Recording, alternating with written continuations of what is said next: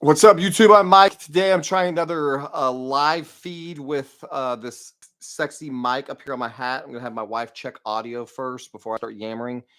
Um, so, yeah, bear with me. Huh?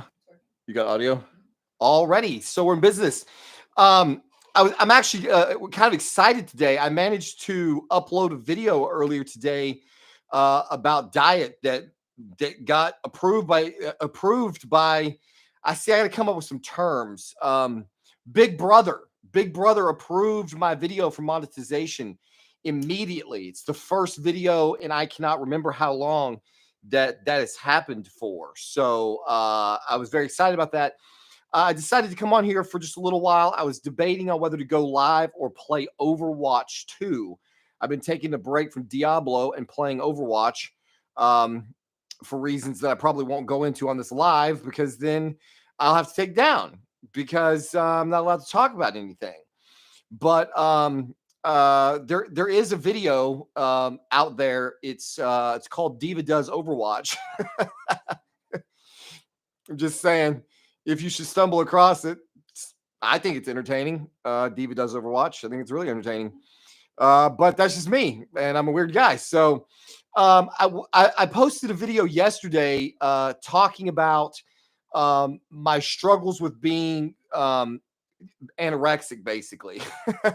I'm tired of being this sort of emaciated man that you're looking at in front of you, and I feel that it's important to try to take my physique to the next level.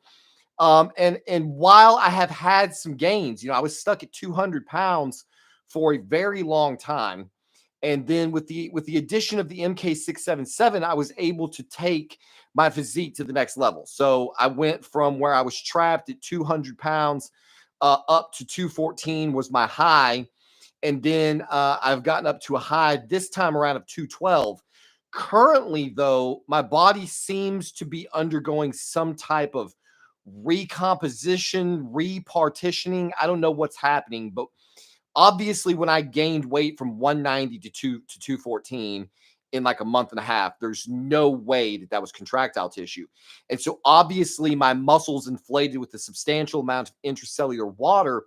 And I'm just telling you the way I feel. I don't know if this is true, but what seems to be currently happening is that the intracellular water that was effectively making up the bulk of my additional size seems to be turning into contractile tissue. I think that's what's happening. The reason I think that is, for example, when I flex my pecs like this, you can see that they change shape, and there's nothing, there's no there, this is not fluff.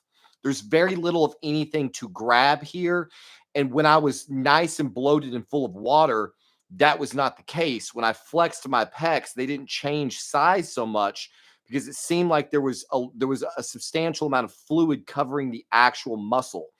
I think that the reason that I seem to be in this state of flux is because of the fact that I'm not actually losing weight. It's just changing from water into contractile tissue. This is my hope. I don't know if this is the case. I can't figure out any reason for for my body to be reacting the way that it is. So what I would like to talk about, if anybody decides to join, is the idea that in order to take my physique to the next level, that I have to massively increase the doses. So I have really never run greater than about 1,500, 1,700 milligrams of gear is usually about as high. I think as high as I've ever gotten. I tried one time to go up on some doses, but still, I think I ran like a 700 milligram test, 500 milligram Tren cycle. By the way, since I've already started mentioning compounds, this video is not medical information. Don't listen to anything I'm doing. I'm asking for advice from the community on what I could do. Don't break the law. This is not intended to glorify any type of illegal behavior. This is not intended to glorify steroids. I'm an idiot. Don't listen to anything that I'm doing. I'm not your role model. So that being said, I did run one cycle at like 700 milligrams test and 500 milligrams of Tren. I think I started with, but again, like the total volume was just never up there. I've never run like grams of gear. So, given the fact that when I started the MK, I thought that the key to me suddenly being able to take my physique to the next level was eating in this massive calorie surplus. And I did that and I did gain weight, but it was not in the form of fat, or it didn't seem to be in the form of contractile tissue. So um that brings me back to wondering if I need to see my camera here. If what I actually need to be doing is just massively increasing the doses. So I've had more than one recommendation. I'll tell you the recommendation that I'm considering going with, and I would like to get some feedback from as many people who are willing to give feedback on this as possible, because there's so many things, you see so many different things in the community. One of the things that I've always kind of intuitively wanted to try was mixing Masteron and Primo. A lot of people will tell you that's a waste. That there's, run one or the other, that you don't need to run both. My thought was that running massive quantities of one instead of the other could cause estrogen related problems. Mast seems to have SERM like activity. Primobolan seems to have AI like activity. There's clearly some differences between the two compounds. And if the goal is to keep aromatization down, why would it be better to run, say, why would it be better to run 500 milligrams of master? Why would it be better to run 1,000 milligrams of Masteron versus 500 Mast, 500 Primo? So I'm considering running a very high test Mass Primo decacycle is what I'm considering. Let me see what Matt Simon TV, who's always my man in the comments with the tips, brother. I appreciate you. Do sleeping pills make you drowsy in the morning? Yes, they do, especially the sleeping pill that I'm currently using. I have taken Ambien for about 25 years. I don't. It's been so long since Ambien was new to my system. I can't recall back then. I want to say that I'm sure it probably did have some lingering effect. Ambien is relatively short acting. Ambien's good at putting you to sleep. It's not good at keeping you to sleep. So I don't recall having a tremendous amount of lingering drowsiness from Ambien. When I switched to Zopiclone, I definitely did get it. The good news is, Zopiclone not only is very good at putting you to sleep, but it's also very good at keeping you to sleep. You're much more likely to be able to go back to sleep should you wake up to go to the bathroom or something in the middle of the night.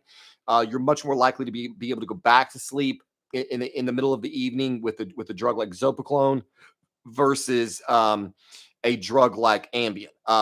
But there is a lingering effect. My experience has been that a relatively small amount of caffeine is all that is necessary to wash that effect straight out. So first thing in the morning when I wake up, I usually do feel like kind of groggy from the Zopiclone.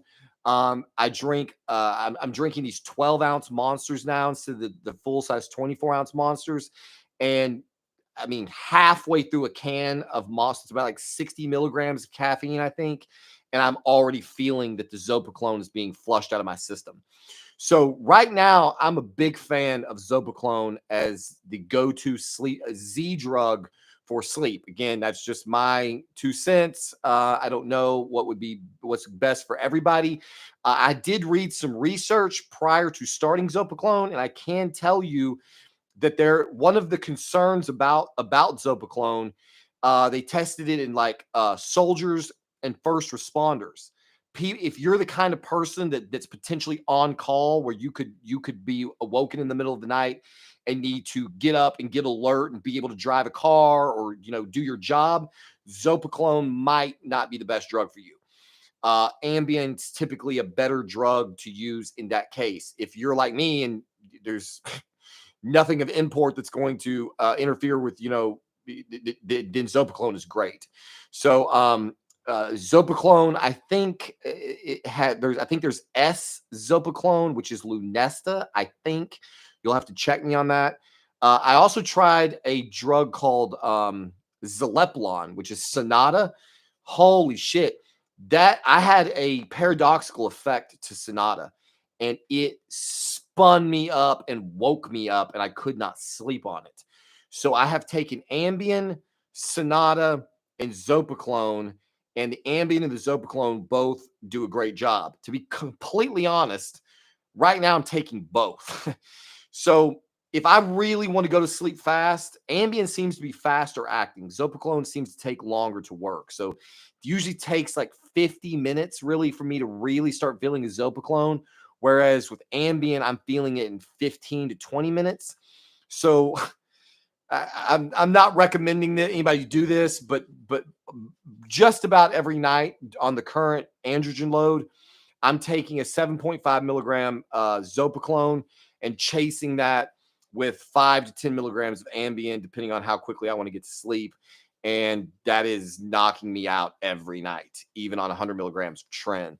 So yeah, thanks for the tip. There's a probably massively more long-winded answer than you really wanted. Standing military press, best thing for shoulders besides gear, in my opinion.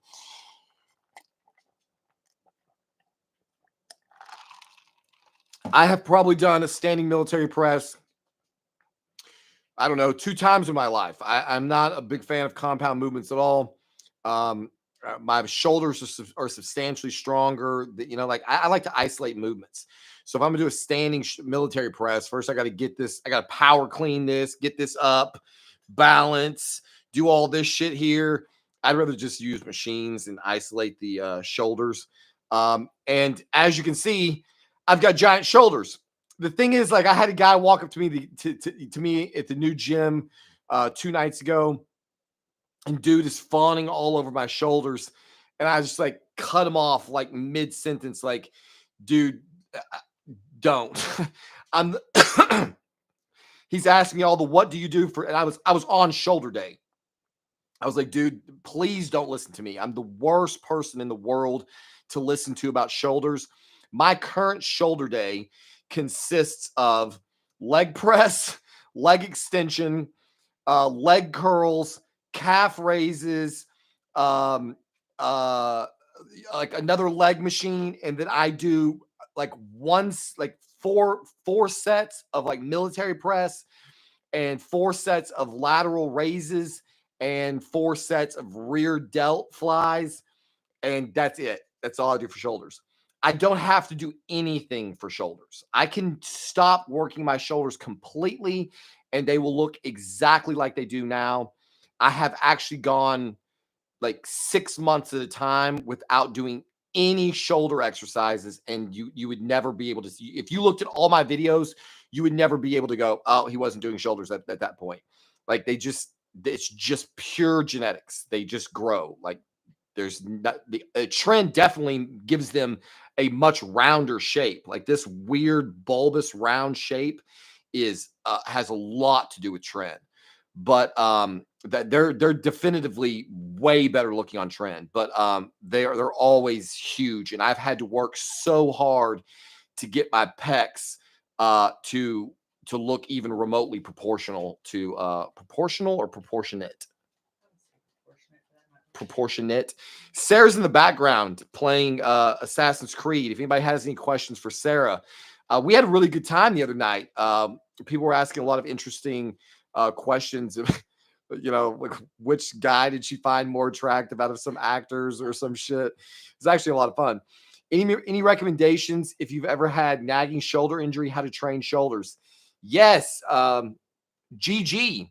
I have a GG belt. I wore my GG belt today. It's my Gucci belt. Yeah, I'm actually prone to a lot. Well, was prone to a lot of shoulder nightmares.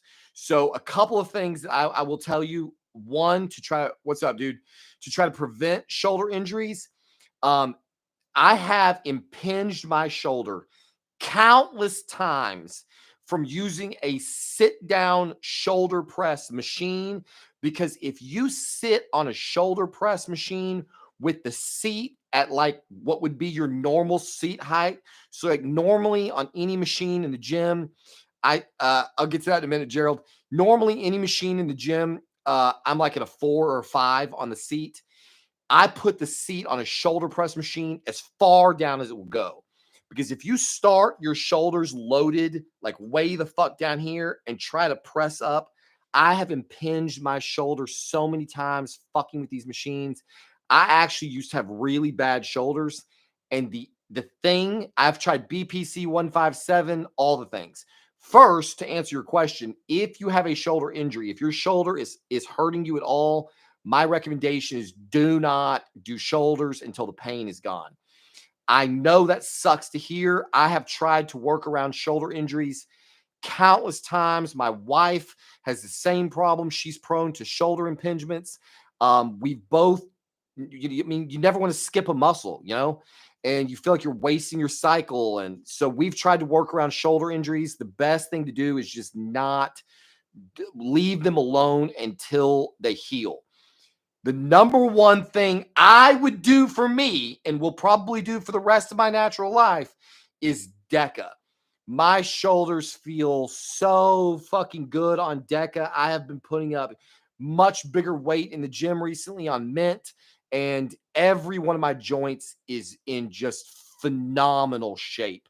I put 410 pounds on the leverage row the other day, and I was just ripping reps at 410, and every single one of my joints just felt like they were in mint condition, like I was 16 years old. I did the entire stack on the plate, like the whatever the machine is. It goes to 240 on rows. And every one of my joints just feels impenetrable on DECA. That is absolutely what to do. The other thing that will get you in trouble or gets me in trouble on shoulders is because my shoulders are very strong. I want to do massive side delt lateral raises. I think I've gone up to the 70s on side delt raises, and I really don't need to. I have a tendency to ego lift on shoulders because people seem to be paying attention. I don't know why the fuck I do it. My shoulders are strong, and I can lateral raise a lot of weight, but that is very prone to causing shoulder injury or pain or something. So on shoulders, I quit ego lifting. I just try to make sure that I keep the joint in plane. A lot of people get the weight moving around because it's a ball and socket joint. I try to make sure that I really focus on the plane that my arm is moving in to make sure I'm only working my lateral delt. Same thing with rear delts or front raises, front delts. I think technique really matters when it comes to shoulders, because for me, they're just very prone to injury. The Tren source, I need help, man. I've got some term. I'm working on it. It's a work in progress. The thing is, I'm being too picky. I need to just pick some words and attach them to various groups and people and organizations and things. My wife and I were in the car coming back from dinner, and we were trying to come up with what word we should use in the Tren source for the term that I got in trouble for, which was the D word as it pertains to. See, I don't even want to get this one dinged. I'm about to just. By the way, let me just say, let's get ready to rumble. Yeah, that's live right now. Trinity 1. So content may be shifting very soon. I think what I'm going to do is double host content, and whoever gets the content monetized and up first is where you're likely to see it at. If you're like really wanting to be the first in line to see the content, it's going to go up on whatever platform gets the job done. I'm hearing that this particular platform is very, very free with their rules. And if that's the case, you may see some decidedly more unhinged content going on there. Yeah, that's 100% true. Starting in that position has fucked up. Yeah, dude. Don't start the presses down here. Like you don't need to come all the way down here on a shoulder press. Like maybe to 90 is where you need to come to.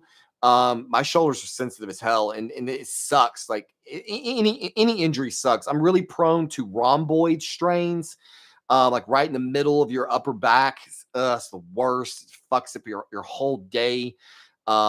But again, Deca, man, Deca it's worth its weight in gold. I've had two not even go lighter. What do you mean?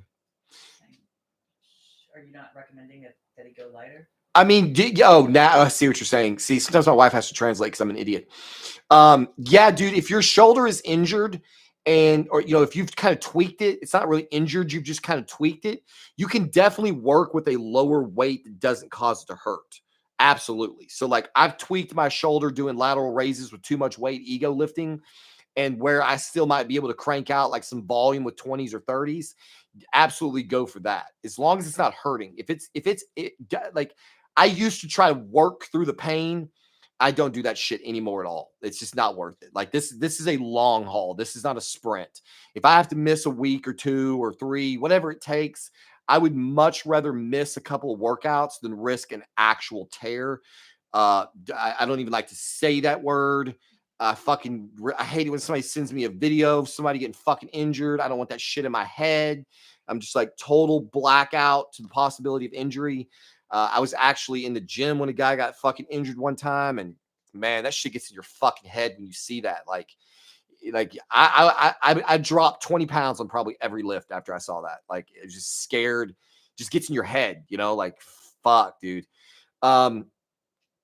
I had 2 labral tears and never been the same since the surgery. Yeah, Kavalser says he's got like a labral tear right now. I don't know what a labral tear actually is. 70 for side delts is crazy. How many reps? Oh, that's like getting 4 reps. Like I would be shooting for 6, might get 4. Usually I don't go above the 50s. I can get the 50s for 6, 8, maybe more reps easy. But I usually that's pretty much where I try to tone down, because again, it's like what's the point? Like I can go high on shoulder raises, but like what the fuck am I gonna do? Get bigger shoulders? Like I don't need them any bigger. So I just quit. What's probably gonna happen is I quit lifting heavy and drop the weights, and they'll end up getting even bigger from doing that. It's like you're reading my mind, going to start Deca, dude. If you can deal with the Deca D, which is prolactin, I promise you, it's prolactin. If you can deal with that, man, Deca is a miracle. It's a miracle.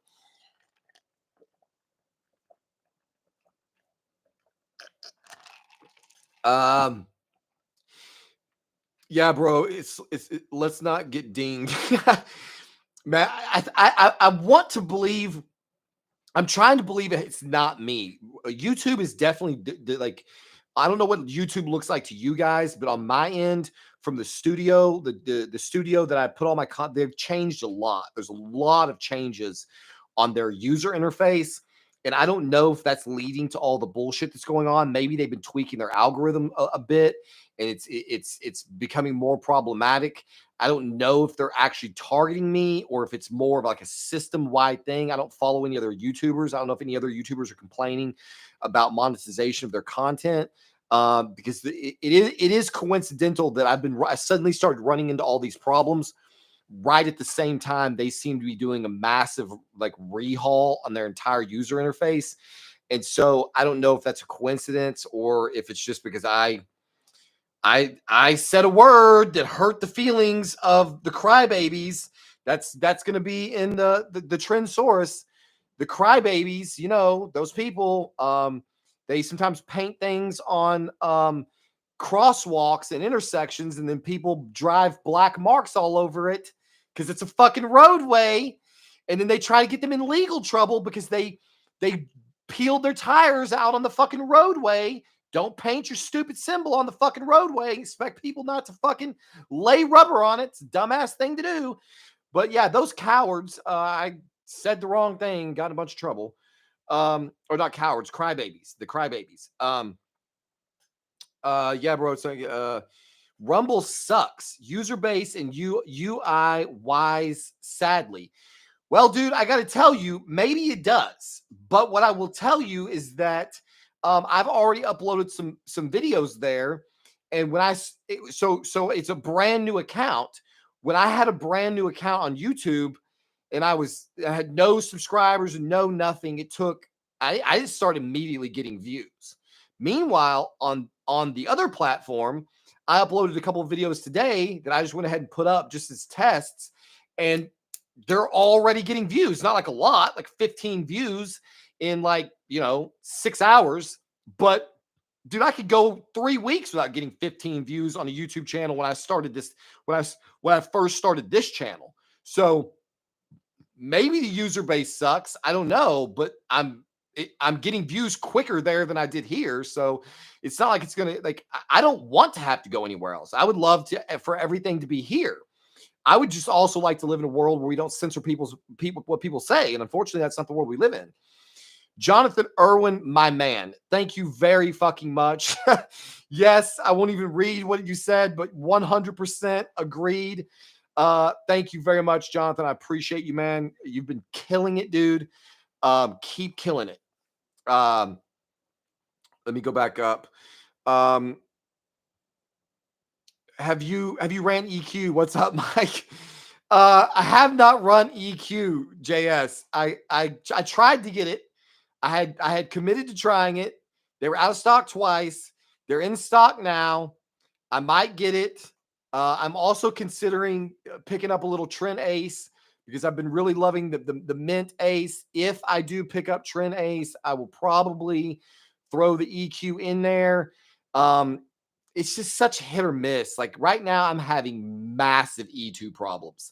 It is possible that I have uncovered that in my body, mint somehow blocks the estrogen receptor or something.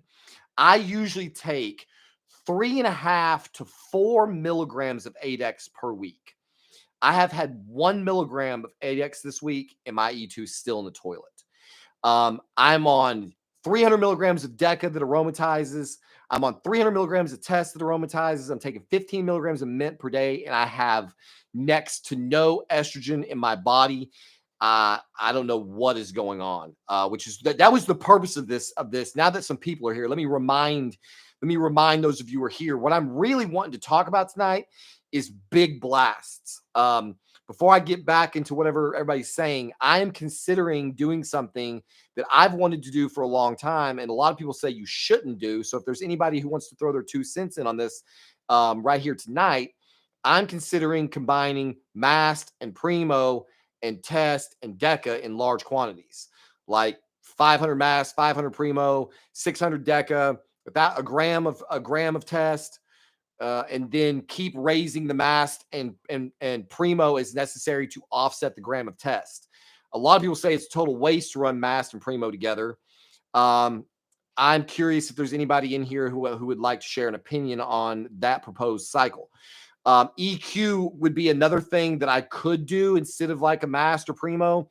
I'm honestly scared of it. I have so many E2 problems, and EQ is such a long ester. Pretty much everybody says that if you start EQ, don't expect to notice anything really from it for a very long time, and that the only way you're going to get anything out of it is basically to stay on it forever.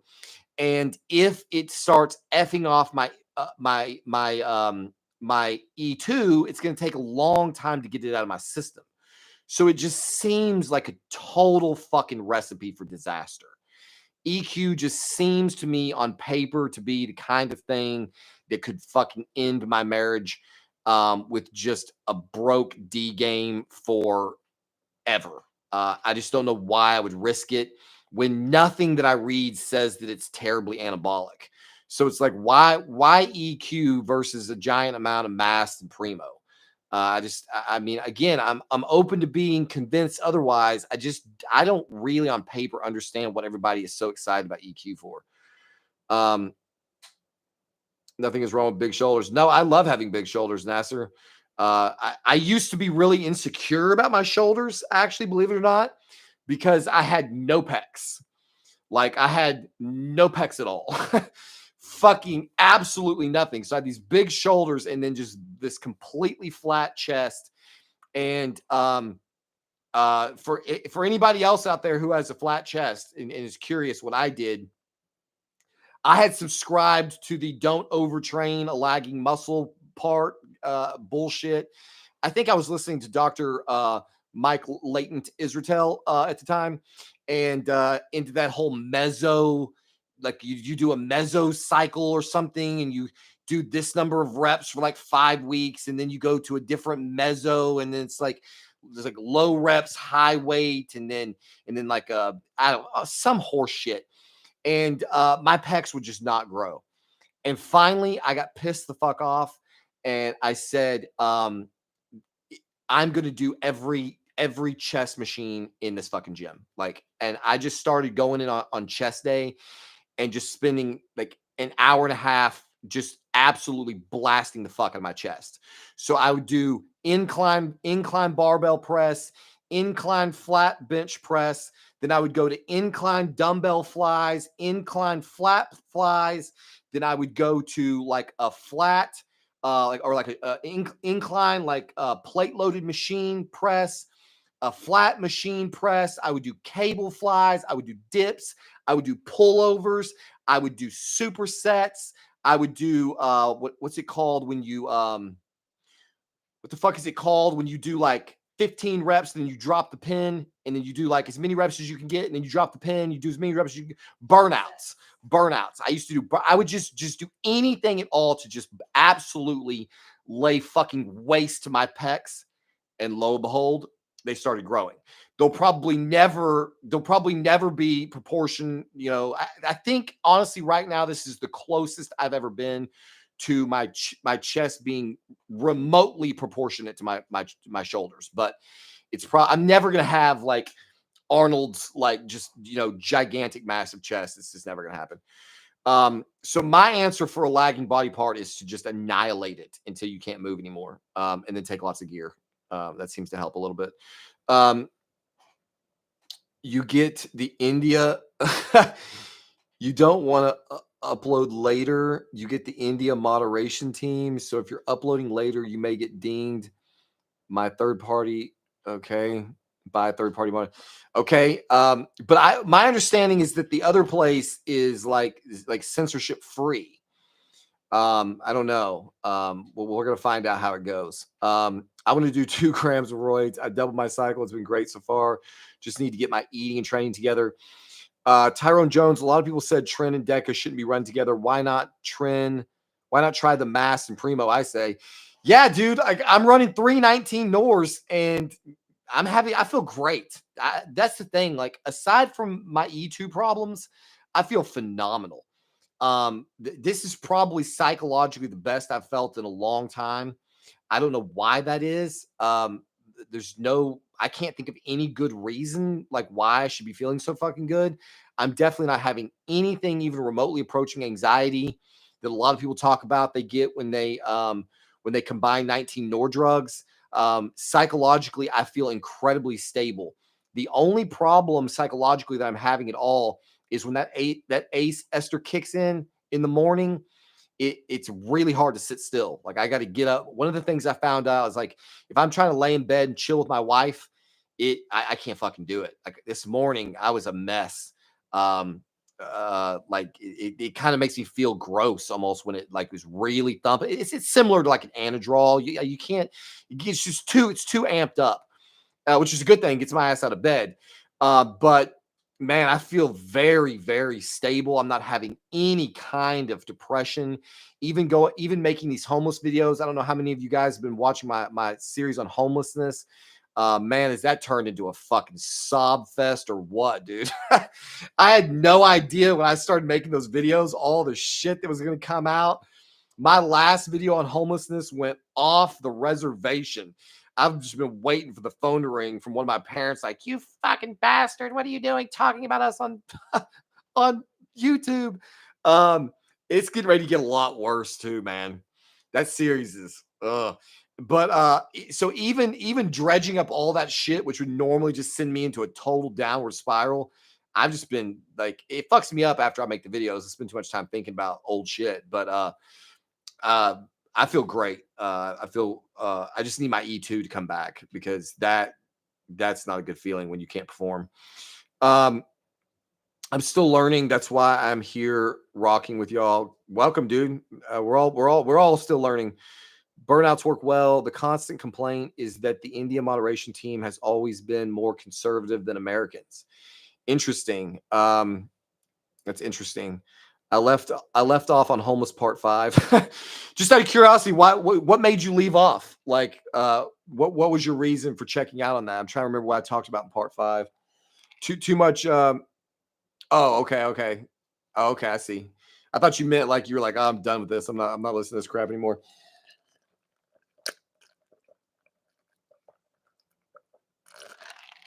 Oh, you've been binge watching, huh? My man. Is Masteron good on a bulk? Have you? Yeah, Joey. I've been running Masteron since like 3 days after Christ was resurrected. I think that's what it feels like. I've been running Masteron for a long time. The only argument somebody could possibly make for Masteron not being a good bulking drug is it's a very dry compound. So if you're trying to add on the maximum amount of actual like weight, if you like, I would be much waterier probably. I would probably be carrying more water weight if I wasn't running 400 milligrams of Masteron taking Proviron. But I don't want to get soaking wet. Like I have learned to kind of enjoy this fuller feeling, this fuller look that I have. But like I don't really like it when when I lose these lines in my shoulders, or like right now, you can see the veins all in my biceps, my forearms. Like I don't want to get to the point where I lose my vascularity. And so Masteron, in sufficient doses, it's not, I can't remember, it's the same, I think it's about the same anabolism as test, but it's not going to put the same total volume of weight on you because it doesn't aromatize. But yeah, why people call them cutting drugs, like it's all androgenicity. So anything that if you add 500 milligrams of Masteron to 500 milligrams of test, you have 1,000 milligrams of androgens. It's just depends on the look that you're going for. I would think. Masteron also comes with, just for me, it's a massive mood enhancer. That's why I keep it in my cycle year round, because it acts like, in my body, it acts like an antidepressant. It seems to strengthen the D gain quite a bit, and so I love it. That's why I'm kind of curious. Like I kind of want to throw some Primo in and see like what it will bring to the table.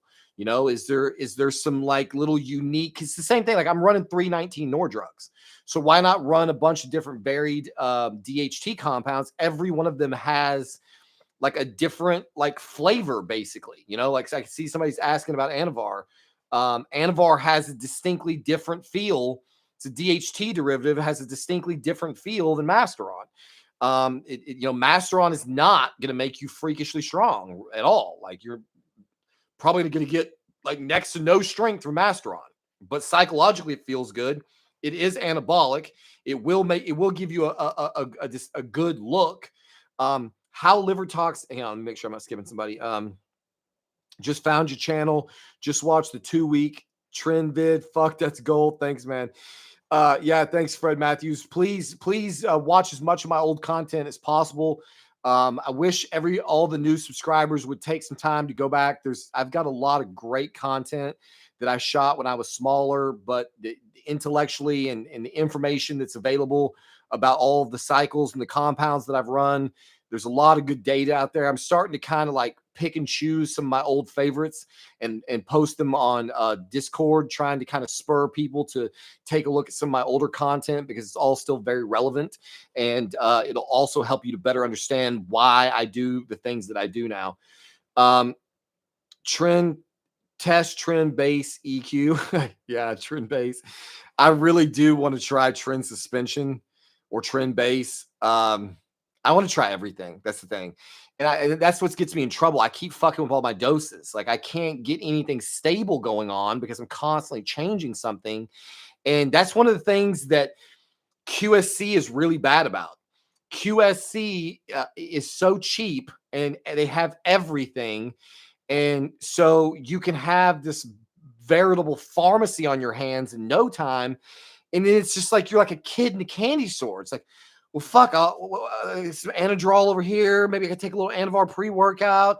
maybe I'll try a little primo with the mast, and it's like it just I can't stop like dicking with my cycle.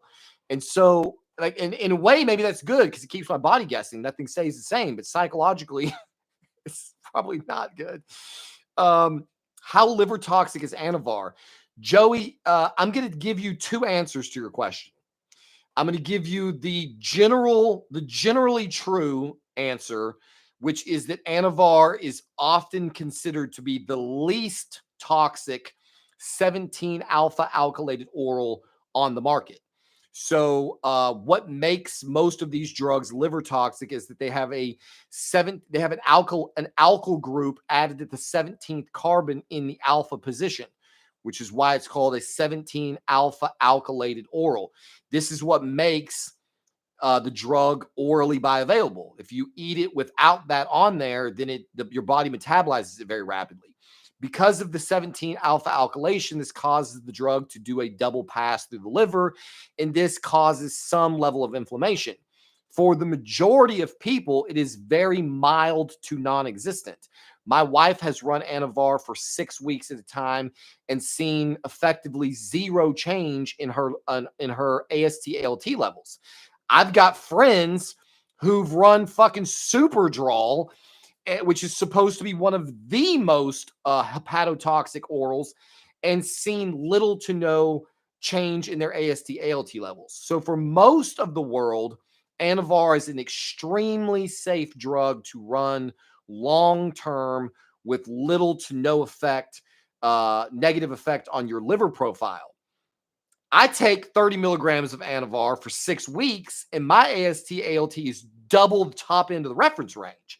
I've had an ALT level that was 201 on Anavar, which was high enough that my general practitioner was trying to order a fucking liver biopsy. And I was like, no, whoa, we're not biopsying shit, homeboy. Like, let me come back in a couple of months and let's check this again. It's going to be normal. And he's like, oh, really? Well, why do you think that? And I said, because I'm taking oxandrolone, 17 alpha alkylated. It's a transient increase in my ALT level. It's going to go back to normal. And he said, I want to see you in 2 months. So I was back in 2 months. My shit was totally normal. So even if it causes your liver enzymes to elevate, it's a transient elevation. It will go back to normal as long as you're not a complete idiot and just continuously abuse the shit out of it. So it's primarily metabolized in the kidneys anyway. Test E, Sustanon, Tren E, Masteron, HCG, Proviron. I like everything. I'm never using Sustanon. I know a lot of people just love Sustanon. I mean, I guess I might use Sustanon. I would use Sustanon if I ever decided to go to daily injections of test, maybe. But I don't know, like why not just use test prop? You know what happens when you say you're never going to use something. I know. I say I'm never going to, and then I do. But I think the chances of me ever using Sustanon are less than 5% chance. Loving the homeless series. The part about the journaling had me pissing myself laughing so hard. Yeah, Jason Pierce, that stuff makes me a total whack job, dude. Y'all think I'm crazy on roids, man? You do not want to see me tweaking. It is an ugly, ugly mess. Let me check my battery. I think we're pretty good. What else do we got here? Just hit the bell to get all the notifications. Could you do a video sometime about hitting all the different pathways of anabolism? Basically, I've already done that. That's the thing. So, like, I mean, when you say pathways of anabolism, I'm not entirely certain what you mean besides, taking, testosterone drugs, 19-nor drugs, DHT derivatives, unless you mean also like incorporating GH, which is anabolic, or insulin that's anabolic. I've been recently talking about all the reasons why I'm not doing insulin. I posted those shorts. I don't know if any of you guys saw the shorts from last night where I ate 2 pounds of strawberries in 3/4 of a cup of sugar. And I was posting that because I was trying to display why it is that I can't take insulin. And there's all these randos. There's all these randos getting in the comments like, why are you doing this? What are you trying to prove here? What's the point of this? I don't know. It's like probably diabetics that think I'm like bragging in their face. because I posted it in shorts, so it just pops up in everybody else's feed. Nobody can figure out, like, why is this guy like taking blood sugar readings and massively consuming idiotic levels of carbs? What else do we have here? Sounds like I need to try Masteron. Masteron is a staple, dude. Fucking love it. Love it. Love it.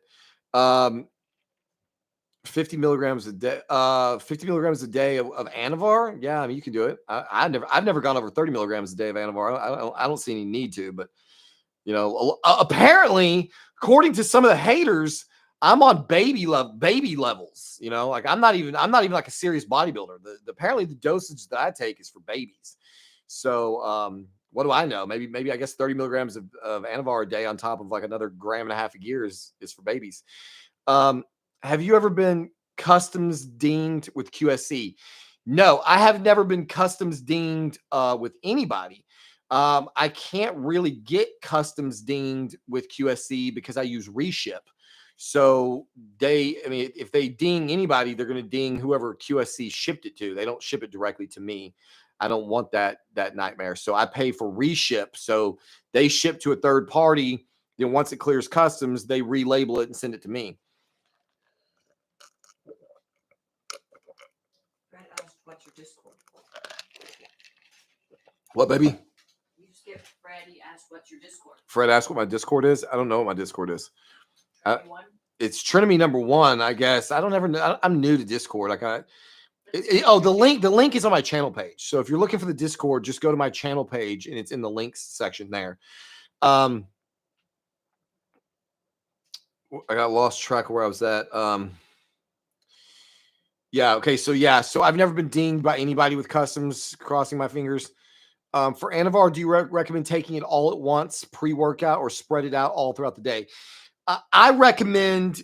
I mean, you can do either one. I've done both. If you're taking Anavar because you want to get the maximum effect of the drug, you want to get whatever amount of growth, which is going to be negligible probably. But if you want to see your strength increase, if you want to see the aesthetic that Anavar can give you, then you need to take it consistently. I take Anavar a minimum of 2 times a day.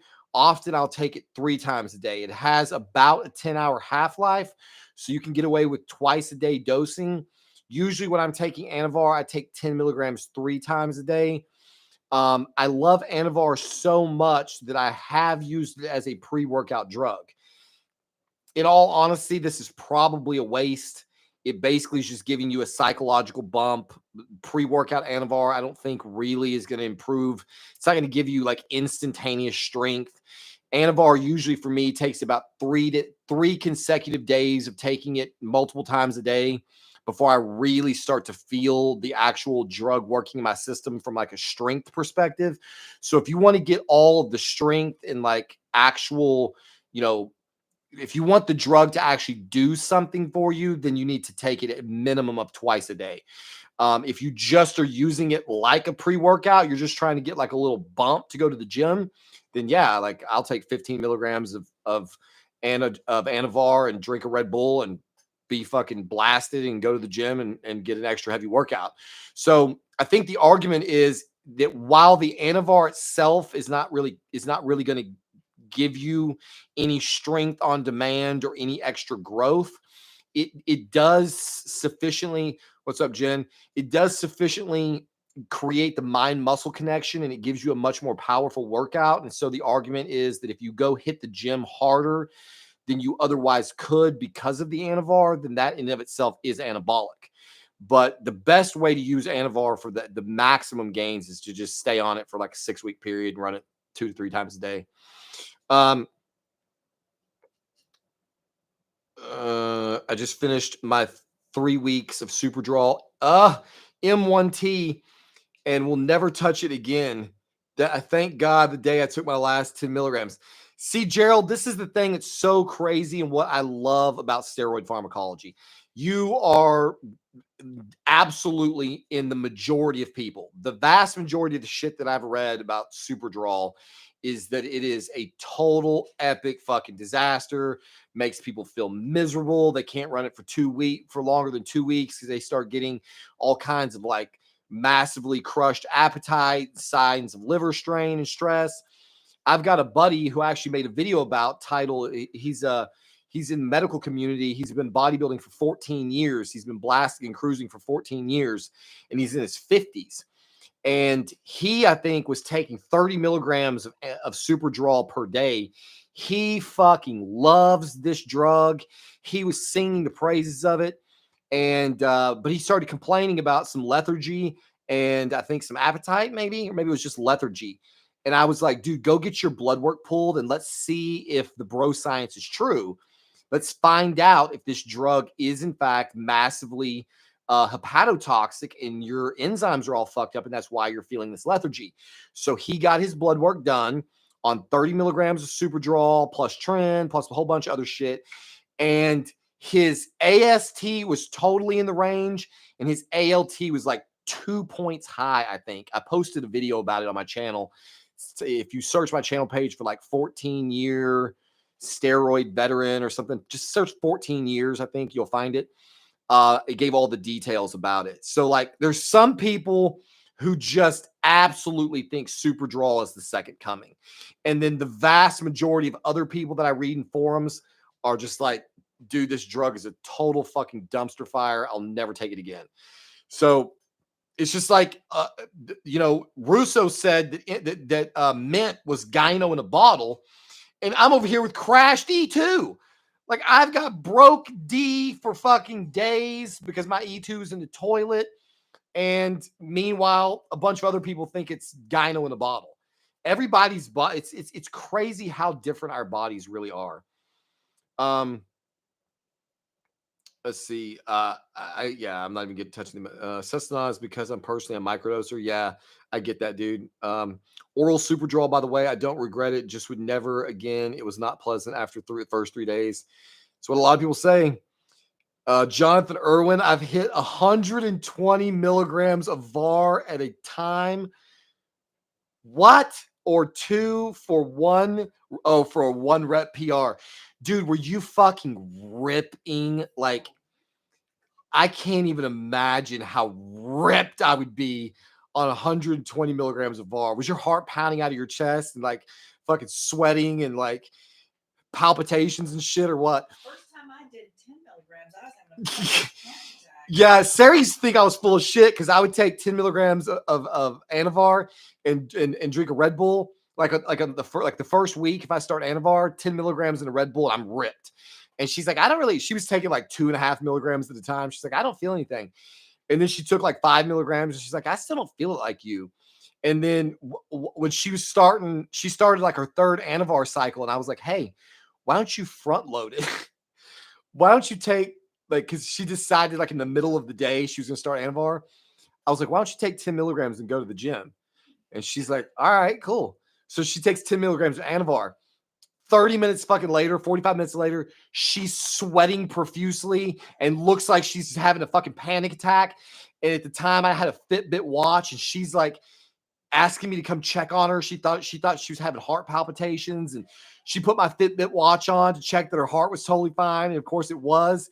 She was just fucking geetered, and 10 milligrams. She was like, oh my God, this is what you feel. And I'm like, yeah, that's what I'm always telling you. 120, Jesus. Yeah, this dude's 120. I showed her that video of Eddie Hall when he broke that. I think it was a world record deadlift. When dude rips that fucking deadlift and he starts bleeding out of his face while he's holding it up, and then he goes backstage and he fell out like right after the lift, and then he was on a stretcher in the back. I think he had taken a shit ton of Halo and probably a bunch of everything. He took a giant dose of some serious shit to do that deadlift. And dude, that guy's a savage. I can imagine Jonathan Irwin being like that. You know what I mean? Yeah. Being like Eddie. Yeah. I bet he is. I bet he fucking takes these giant doses. He said right here, hit a 505 deadlift PR on 120 milligrams of VAR. On that dose. I could have done it on 10. Yeah, right. She said, I felt like I could do it on 10. She was ripped. on that dose of VAR, repped 465 for 7 reps on the VAR. This shit is so broken. Stop talking to me about VAR. My liver is not ready yet. Y'all gonna get me back on VAR. Fuck. I love Anavar is definitely one of my favorite compounds. It's so good. I'm not glorifying. I'm just saying I have opinions. I'm entitled to opinions, YouTube. Let's see what I miss. Yeah, what I still get muscle gain and aesthetics. If I took it Joey, if you take it pre-workout only, I mean, is it fair to say it's going to do nothing? No, it has a 10-hour half-life. So like, if you take 10 milligrams pre-workout, then in 10 hours, you have 5 milligrams left. Is that enough to do something? Yes. Is it enough to do something in the male body? Not really. I mean, not really. It's not going to be anything remarkable. So unless you're taking like 50 milligrams every day pre-workout so that you've got 25 milligrams left over 10 hours later, and then 10 hours later, you've got half of 25, and you take your other dose and you jump back up. Like if you're taking a sizable dose pre-workout and you're doing it basically every single day, then yeah, you could probably get some gains in aesthetic from it if you just took it pre-workout. I don't know, but like, what would be the reason to just take it pre-workout? So like when I take VAR, I take my first dose first thing in the morning. I take my second dose pre-workout, and then if I take a third dose, then I take it. If I take a third dose of Anavar, because it does spin me up. This is not medical advice. Don't do what I do. If I'm taking a third dose of Anavar, I take my Zopiclone and my Ambien, and I wait until like I'm completely nodding out, and then I take the Anavar, the third Anavar pill, so that I'll fall asleep before it kicks in and wakes me up. So that's how I take 3 doses a day of Anavar. But minimum, if you work out in the morning or the evening and you just take it daily in 2 doses, morning and evening, you should be able to either, if you work out in the morning, take it pre-workout before you go to the gym, and then take it 10 hours later. If you work out in the evenings, take it in the morning and then take it right before you go to the gym, whatever time that is. And then you get your 2 steady doses. You maintain a more balanced serum concentration of the drug, and you'll get way more benefit from it if you do it that way. See, so Jen says she's done both and gained muscle both ways. And I believe that she has, but remember, Anavar in a woman's body is substantially more powerful than a guy's. I mean, girls can build phenomenal physiques on Anavar alone and on small doses of Anavar. So, keep in mind, like if a dude takes, like if I took 200 milligrams of test as my TRT and ran 30 milligrams of Anavar a day, I could probably run that like fucking indefinitely. And maybe I'd gain 5 pounds of muscle, maybe 10. Like, yeah, I would probably look better with the VAR in my system than off. But the thing is, it'd be hammering my liver.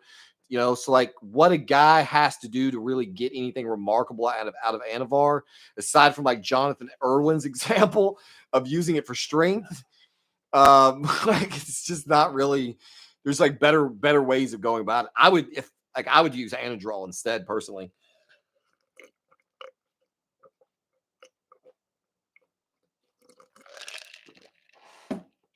What would you support your son taking steroids?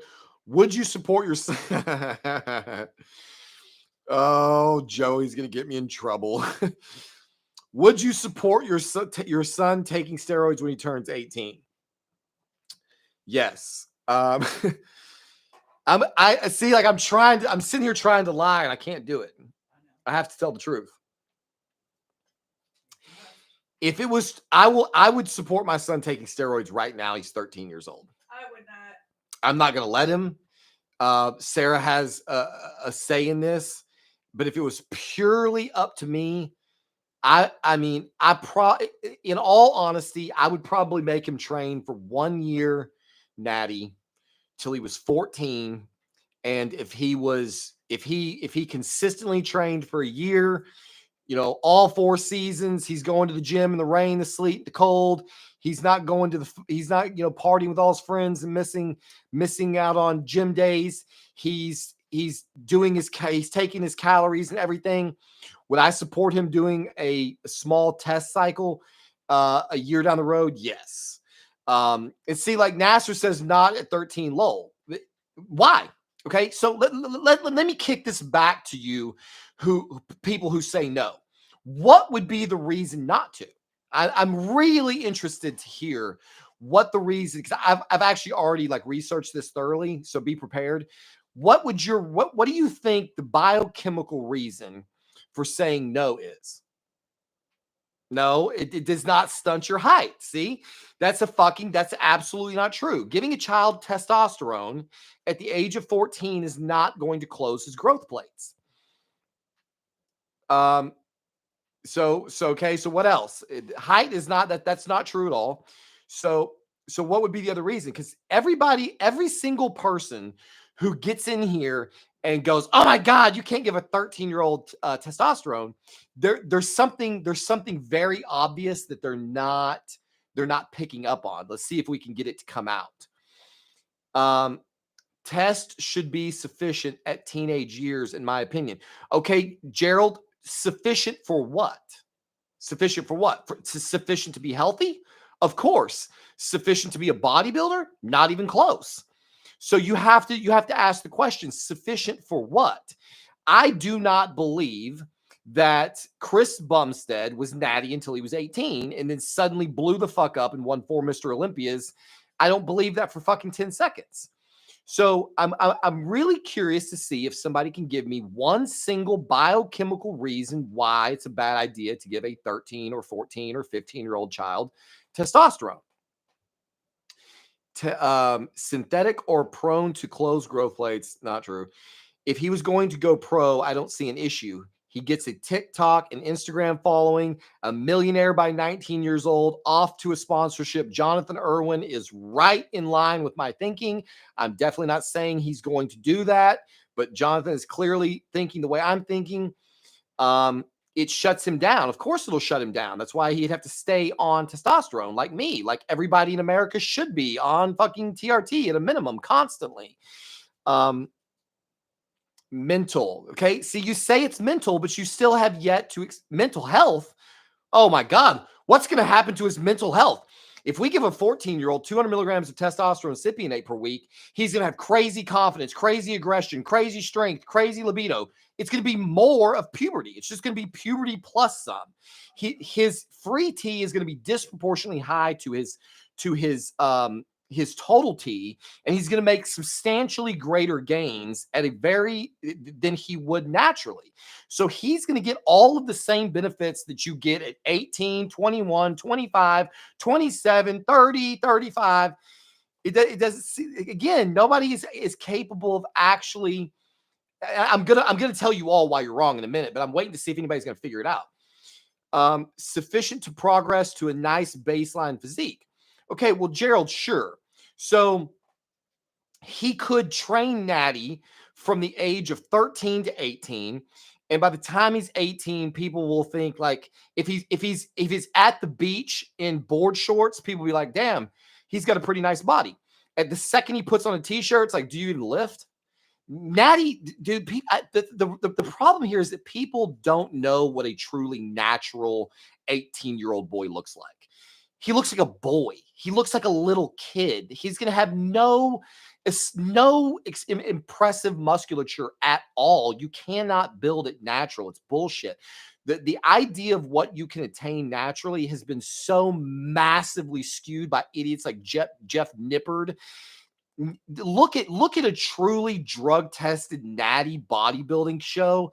Gag a fucking maggot looking at these guys. These guys look fucking disgusting 99% of the time. Like I would, absolutely not.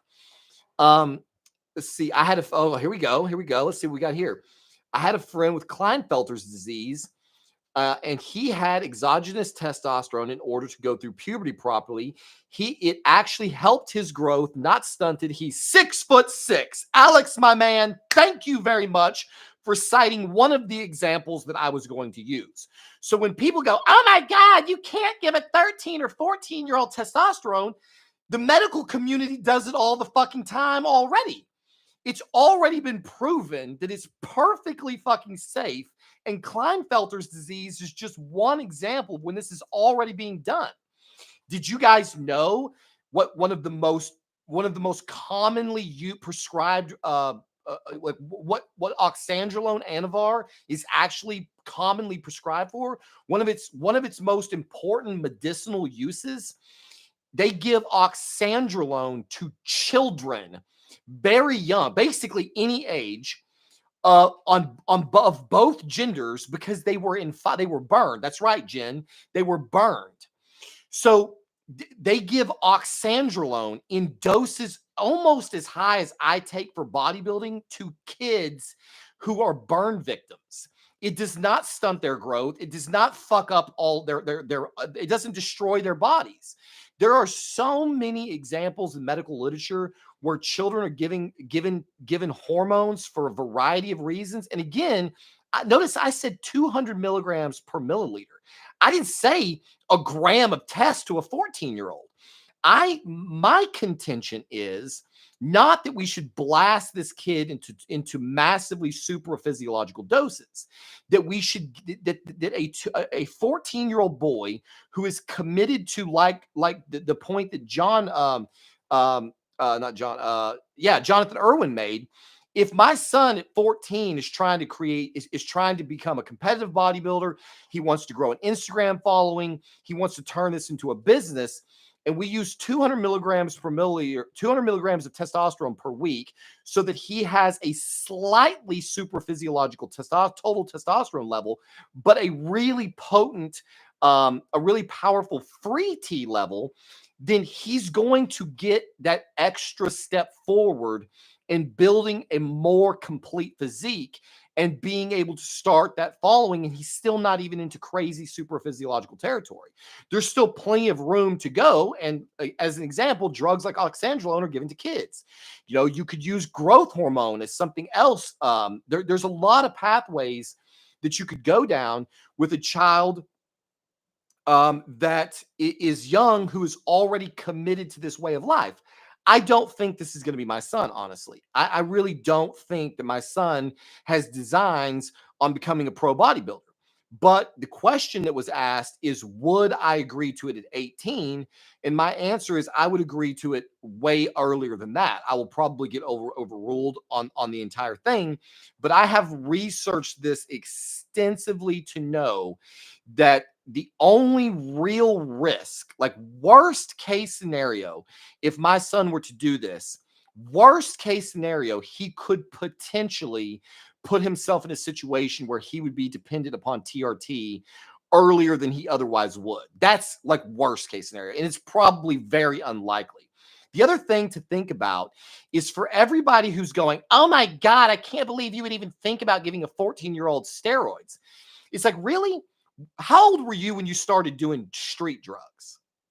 Because see, one of the advantages to doing steroids and staying in a bodybuilding gym and staying in a diet plan and staying around people who are committed to growth, and if your goal in life is to compete on a bodybuilding stage, you're not running around with your buddies drinking and doing street drugs and all of the things that are substantially more damaging than steroids.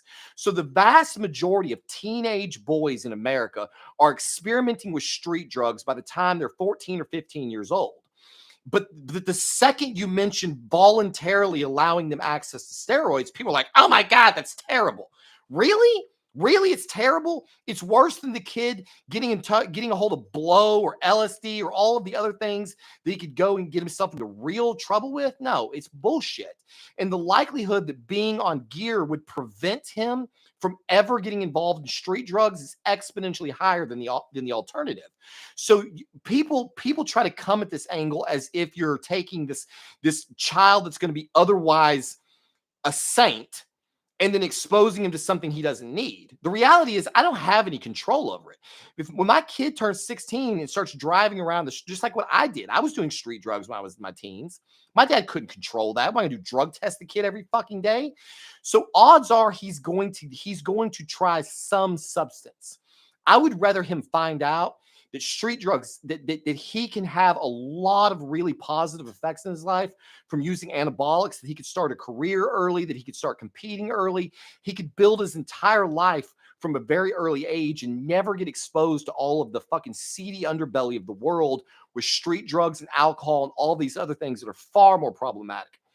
Somebody mentioned on there. Rant over. Somebody mentioned on there something about it would count him out for regular sports.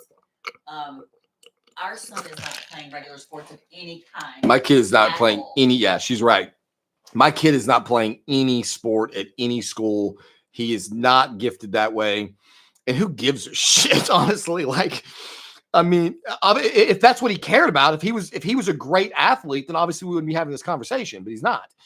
The only thing so far athletic that he seems to really care about is going to the gym. Jen, I'm way behind because I ranted. Jen says it may let him experience the world as a 13-year-old years ago because test has dropped in guys substantially. Yeah, no shit. I mean, he's all of his friends, the guys, half of them are bi, they're all betas. Most of them are overweight. Like, he would set himself completely head and shoulders above everybody. I mean, I'm with you. I want to make your son a lab rat. That's fine, but count him out for legitimate sports. Yeah, legitimate sports is irrelevant to us. 19, 20, 21 on a crazy bulking cycle sounds awesome. As long as his estrogen is in control, his weight won't get affected. Exactly right, Joey. Hey, Mike, no question. Just wanted to say thank you for all the great content. Franklin Castro, thank you very much. Thank you very much. There, of course, Jim was correct with the burns. Yep, she's right. For up to a year. Oxandrolone in children for up to 1 fucking year. That should tell you everything you need to know about the safety profile of oxandrolone. Yeah, but it's specialized for children. Nasser, what do you, come on, bro? Nasser, you are smarter than this, man. We're talking about testosterone. His body is already naturally making testosterone.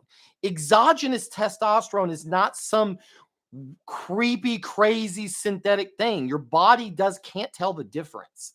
Okay. I'm not talking about giving the kid Tren, for fuck's sake. If he gets testosterone, he's getting what is already in his body. Anavar is not specially crafted for children. It just so happens that it's very effective at doing what it does. And steroids are just not that dangerous. They just aren't. The reality is that the safety concerns from these drugs are massively overblown. I mean, you have to be crazy and do stuff like I do and run them year round and then look at my blood work. It's still fucking good.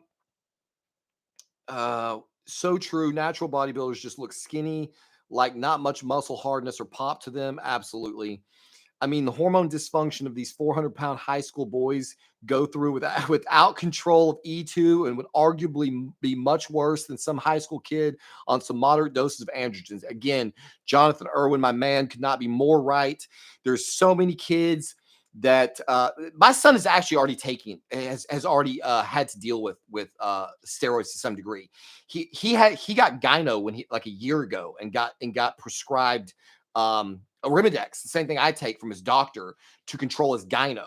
So he's already kind of gotten like a small performance advantage because of the fact that when he was taking he doesn't have to take it now, but when he was taking the Arimidex, it was giving him a slightly disproportionately high free testosterone level. So there's already an example of where his hormonal profile was a little wacky anyway. Muscle maturity is a factor. What do you even think that means, muscle maturity? He's had his muscles since he was born. Muscle maturity?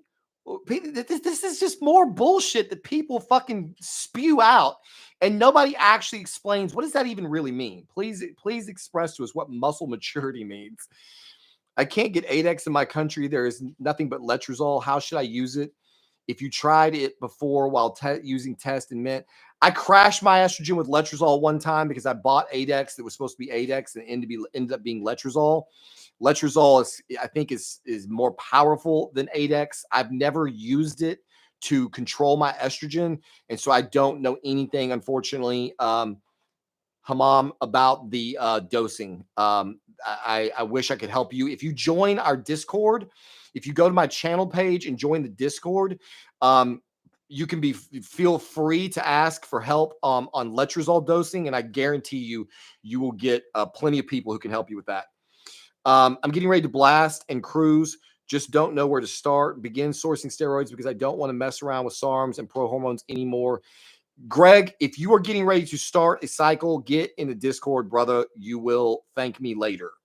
Our Discord has a lot of very valuable information in it. A lot of businesses are discussed in my Discord. You should definitely check it out. I've studied and read for 3 years and know I made my decision to join the dark side. Yeah, Gerald, please get in the Discord. You will thank me later. Bro, what about ball shrinkage? Isn't that a side effect? Fish fillet. Yes, testicle shrinkage is a side effect if you run steroids and you do not know what the fuck you are doing. So if you take exogenous testosterone, that causes a negative feedback loop, which tells your pituitary gland to stop secreting luteinizing hormone. This causes your testicles to atrophy and shrink, which is why anyone with half of a fucking brain who is taking steroids is running alongside them either HCG or enclomiphene or clomiphene. You have to have some ancillary drug that is keeping your testicles functional if you care about them not being atrophied. Some people don't care about them. I definitively do not want my testicles atrophied for any number of reasons. Most of all, it has a negative effect on your orgasmic ability, I promise you. So you definitely want to be on something to support your natural testicular function. Dosage it is. I know I'm a former pharmacy tech. I'm aware. Okay. If I could get easy access to raws, I would compound them myself. Nasser raws are ridiculously easy to come by. Again, I've already told you exactly how to get raws. So 200 milligrams of test, 30 milligrams of Anavar daily. What's your thoughts? My thought ambidextrous is that is a very, very mild cycle. So it depends on what your purpose is. If your purpose is this your first cycle? First of all, ambidextrous, is this like a first cycle idea? Yes, please stay the hell away from pro hormones. Don't do them. How do I join the Discord? Greg, you can go to my channel page, and the link is go to the links section. So like if you go, I'm gonna try to do it real quick for anybody else who's curious. If you go to YouTube and you go to my channel, you will see right under my description, it says Trinity #1 on this channel. I discuss Yammer.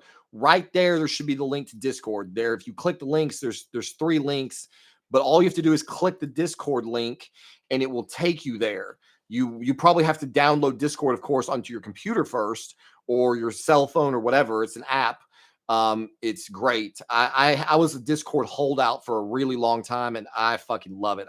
Our Discord is lit. There is currently 16 people online in Discord right now. Offline, there are 228. There's like 230 people in the Discord currently.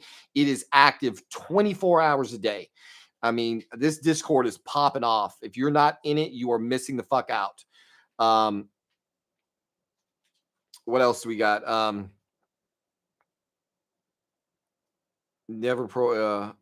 Okay, ambidextrous.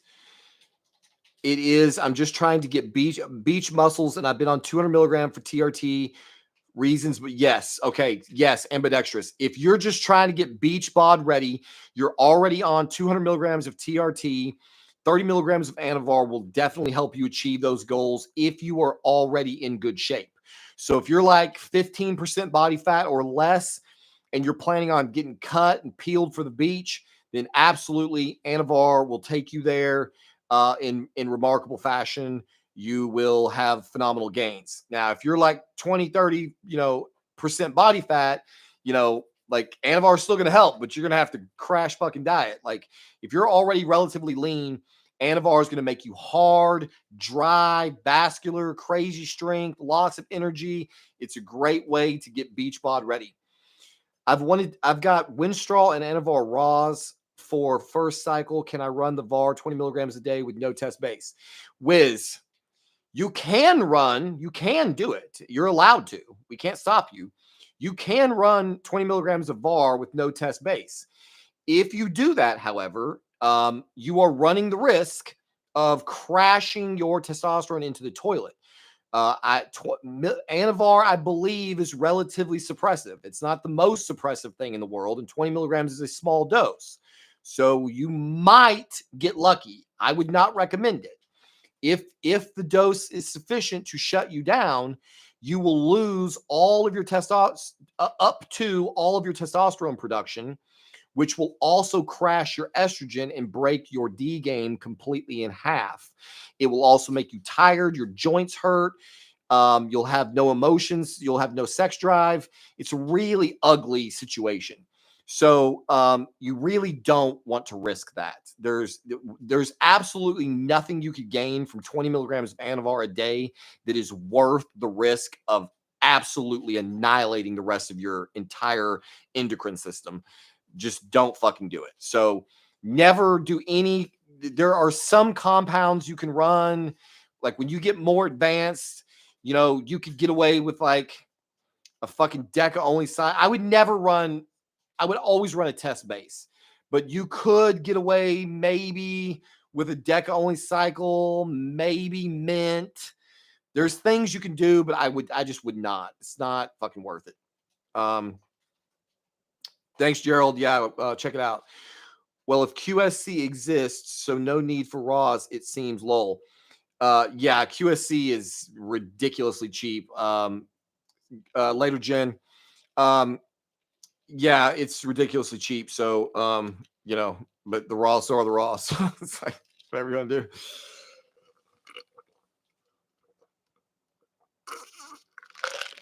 Hey, do you think you could do me a huge favor? Could you top that off? Yeah, Dr. Thunder. All right. Is anybody going to give me some advice? What about this? What about this cycle I'm thinking about running? Like test, primo, mass, DECA, large quantities. Yay, nay? Anybody? I've got to do something. I've got to spur the appetite again. I guess I'm finding out that MK has to be cycled. I really did not. I was living in a dream world where I thought I was going to just take MK and I was just going to keep growing exponentially. And there's always some kind of cock block, dude. You just cannot avoid it. And so my appetite has flagged. My weight has plateaued. Every night I'm getting up to a little over 210 pounds in the evening. 212 is the max. And so I got to find a way to get some more calories. This, sitting here for 2 hours doesn't help.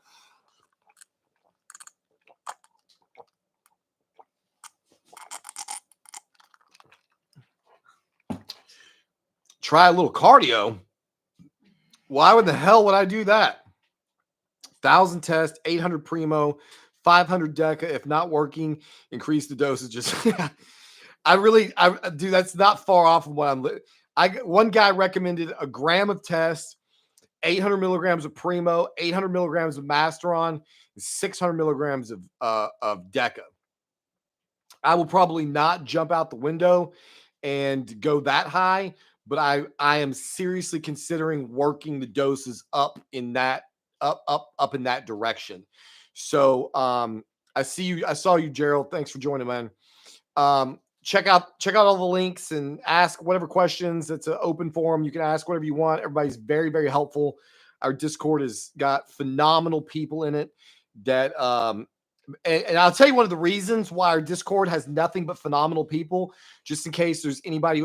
The second somebody gets in my Discord and acts like a fucking asshat, instantly fucking gone.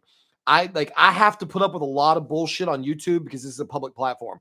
If you get in my Discord and you show your ass even the tiniest little bit, you're gone, because I'm not putting up with it there.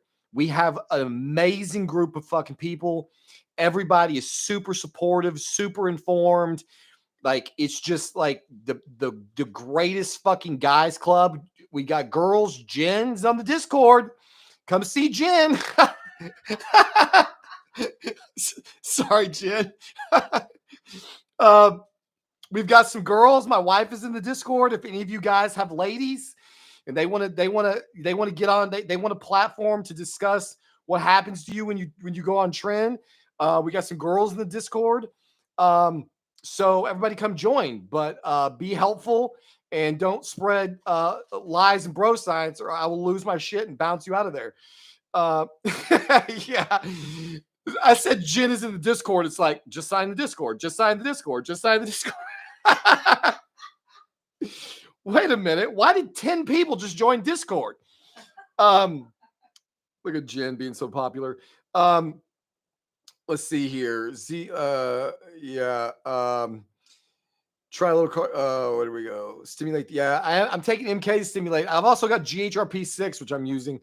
Any SARMs has a cool off period, it seems. Yeah, fuck.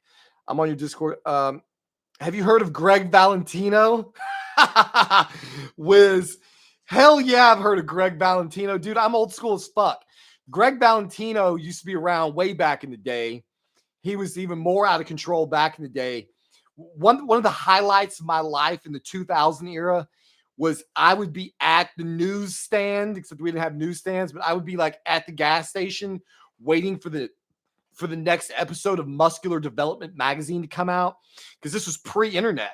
So if you wanted to learn about pro hormones or steroid cycles, if you wanted to see what the fucking pros were doing, thank you, Mason Page. I get you in 1 second, man. If you wanted to know what was going on in the bodybuilding world, you could buy Muscular Development magazine. It was like that fucking thick. It was like 70% ads for everything under the sun. They were selling the shit out of Cell Tech and every creatine monohydrate powder you can think of, and pro hormones and animal packs and all that shit.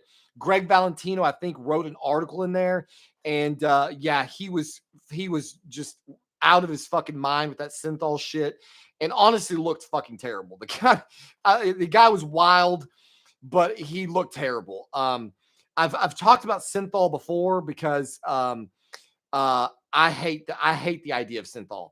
I wish there was a way that it was illegal to use in pro bodybuilding.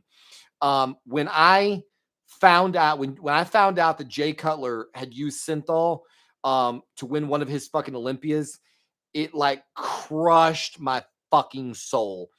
I fucking despise Synthol. I think it's a terrible thing to do. There's a lot of people who've seriously fucked themselves up with it. I would never in a million fucking years. I don't give a shit. If the only thing standing between me and a fucking Olympia title was Synthol, I will be happy to be in second place, because I'm totally fucking opposed to it. You know, like, it's just fake. It's just totally fucking fake. I can't. It's terrible. Be careful and find a good Synthol. I'll never fucking use it, period. Mason Page, what is your opinion on Masteron? Seems like a lot of people are shitting on it now, when it was the go-to if you can't afford Primo.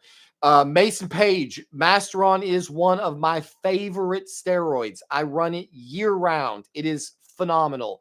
It has antidepressant activity in my brain. It enhances your D game. It gives you a great aesthetic. It seems to have some SERM-like activity, SERM being selective estrogen receptor modulator activity. It can reduce visible gyno in proper doses in proper people. I can't say enough. I can't say enough good things about Masteron, and I really cannot think of a single negative. The only conceivable negative thing that you could say about Masteron is that it might crash your estrogen depending on situations.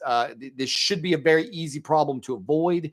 I will probably, in short order, be on a fucking giant dose of Masteron. So I think Masteron is phenomenal. I don't know. I mean, I know why people say, like, get Masteron if you can't get Primo. Here's the thing. the entire time I have been following the bodybuilding community since I started bodybuilding again in 20, when I started bodybuilding 2020, 2019, people historically are talking about how much roids are faked, how hard it is to get real primo. Your primo is probably not real. I don't know what the fuck these people are talking about. Like, I guess a lot of but I have been shocked. I'll admit the number of people on my Discord who have bought gear from places I have never even fucking heard of and gotten fucked around is it just blows my mind. I had one simple rule when I started using steroids, and that was that I did not use any product that did not come from a reputable lab on MesoRx, and they didn't have lab tests proving that their gear was real. Now, does that guarantee that you get real gear? No, because they could test the real stuff and send you the fake shit.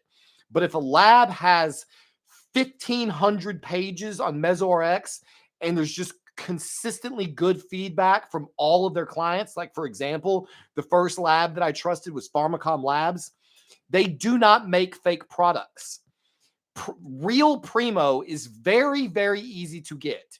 You can get real Primo from QSC. I fucking promise you, my wife is taking it right now. She's been taking it for some period of time. It is definitely Primo and nothing else. So why people have a hard time getting real drugs, I don't know. But Masteron is a phenomenal drug. Primo is a phenomenal drug. I tend to prefer Masteron because of the mental side effects that I get from it. But I'm probably about to add Primo to the mix too, just to test it. So thank you very much for the tip, Mason. I don't know who's shitting on Masteron, and I can't even fathom what they would possibly say negative about it. Jonathan Irwin, since my wife has been cleared for all activities. Oh, my brother, yes. Post hysterectomy, I have Proviron 25 milligrams set to deploy for 4th of July vacation. How many days prior should take it? I would start it 3 days prior, Jonathan. Congratulations, man. That's fuck, man. I forgot when we talked. That's been a while. Fuck, I can't even imagine, bro. You made it to the end. Congratulations. I'm fucking excited as shit for you. Start it 3 days prior to get the effects that I seem to get from it. And it's been working again. I'm on it again, and I'm fucking loving it. How's the mint dosage going? You feeling better in the matter of results? Thanks. Mint is going phenomenal. Other than that I fucked around and crashed my estrogen with it. Again, that was my fault because I misdosed the mint. So I have only really been on a true mint dose for about a week now, and my strength is already through the roof. I'm loving the way my body is looking. Psychologically, it feels really good during the day. It's really motivating. I have a really positive mental outlook. Once I get my E2 fixed, which I could feel today, it was better yesterday. It's even better today. I made the mistake. I was feeling better, and then I took an 8X because I got panicked that I was going to rebound, and I fucking shouldn't have done it. And so it kind of restarted me. Today's been a lot better. But right now, I'm loving the mint. It is a finicky thing to dose and to play with. It seems to be having a very different effect in my body than other guys' bodies. I'm not ready to make a definitive statement yet because there's too many variables. But I think that the mint gyno is possibly 100% caused by prolactin. So when all these guys are saying that mint is gyno in a bottle, I don't think it's from estrogen. It certainly doesn't seem to be that way in my body because my estrogen has been crashed this week. So I will have more mint updates coming up very soon. I watch Greg Valentino on RX Muscle all the time. The rambling freak. He said he used to use 4 bottles of test a week because he was a drug dude. I would believe that I would believe anything. That guy, I really like the guy a lot. He's like me in the sense he's kind of a fucking crazy motherfucker. But I couldn't really say, I didn't think he looked that great, honestly. I just didn't think he did. You're a modern day Greg Valentino. I don't know. I guess that's a compliment. I don't know. I mean, fuck, it is what it is. I I'm on Rad and LGD with gear cream as a test base, jumping off the sauce after the cycle. Holy shit. Yeah, I don't know anything about Rad and LGD or creams. I would drop all that shit and get on the pen, brother.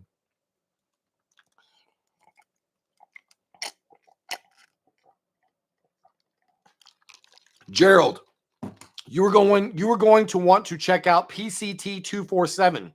Ancillaries are very, very, very dirt cheap, I promise you. You will never have to worry about ancillaries again. PCT 247 is in my Discord. Check out that thread and you can thank me later. Masteron is the second best within that family, next Primo. Yep.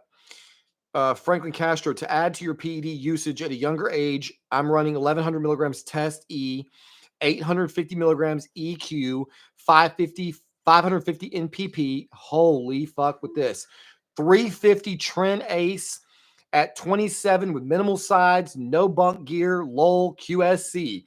My man Franklin, damn, that is a healthy fucking cycle. These guys are gonna get me in trouble. I know they're gonna get me in trouble.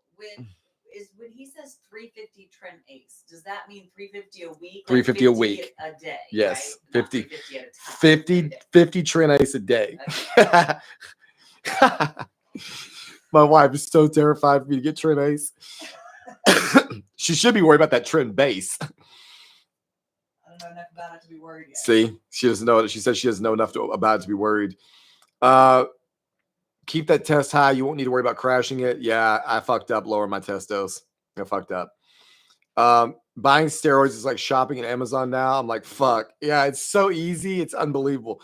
Hey, I think you should do a podcast with Dan the bodybuilder in Thailand. I don't know who that is, dude. Dan the bodybuilder. I got the PCT on hand, of course, but this will be the last PCT I'm running because I'm not coming off. There you go. No PCT. Fuck it. You're still going to need some ancillaries. You're still going to need ADEX though. PCT 247 will take care of you. Your Planet Fitness cancellation video needs to be in the museum. It cracks me up. Dude, ambidextrous. That Planet Fitness video is what got my channel almost in massive trouble. That's what started this whole nightmare. I used the F word in that fucking video, not fuck. The other one, crybabies. And they got on my ass. So apparently there's a lot of crybabies that work at YouTube because they got me. So yeah, that video has performed very well, but damn, dude, they got me in a lot of trouble. Just microdose and never get off, and you'll never need PCT. True story. Drop the DH treat. Oh my God. How's the Tren microdosing going? Aggression and results. Thanks. Raul, the Tren microdosing is going great. I got to admit, I feel very fucking level with everything that's going on right now. I decided to use Tren as the test of the daily dosing because it's the most psychoactive, and I'm feeling very, very good on the Tren and the mint right now. The only problem that I'm having is that I'm microdosing the Tren E with the mint in the same pen, and I'm sub-Qing it, and I'm covered in red welts. I don't know if you can see one of these. Yeah, can you see that? That's what E ester does to me. That right there, that bump, I don't know how it's coming through clear on my end. I mean, it's probably not. Yeah, you can kind of see. So I've got a red spot right here. This whole area is like thick and inflamed. And that is from seven units of Tren E. If I pin the mint only, 0 reaction. 7 units of Tren E blew up my fucking side like that. So I'm about to have to start muscling it, I guess, because that Tren E fucks me up. Other than that, psychologically, it feels great. I know Franklin does not need any caffeine for his cycle he's on now. Fed and hydrated, you won't have a problem. In my opinion, voice is there. What did I miss? He was asking about the Tren microdosing aggression and results. What? Yeah. Raul was asking about looks like Nasser's responding to him. Fed and hydrated, you won't have a problem, in my opinion. The voice is there, but it controllable. I don't know what the fuck that is. It a girl? No, I don't know. Your shoulders are capped as fuck, looking good. But by the way, thank you, dude. The triple 19 Nors are definitely working. I'm like backwards. I don't know how to move. It's like a mirror. The 19 Nors are working on my shoulders. Mason Page, again, thank you very much. How much oil do you pin per site? It depends on where we're talking about. So I will draw. Mason, if I pin my pecs, which I do, I will only put half a cc in my pecs. I will put a cc in my shoulders. I will put more, obviously, if I go deep into the glute, then, like you can put 2 cc's, 3 cc's, I guess. I've never done it, but I guess you could. I try to keep my injections to 1 cc per pin, primarily just because of the fact that I use insulin pens.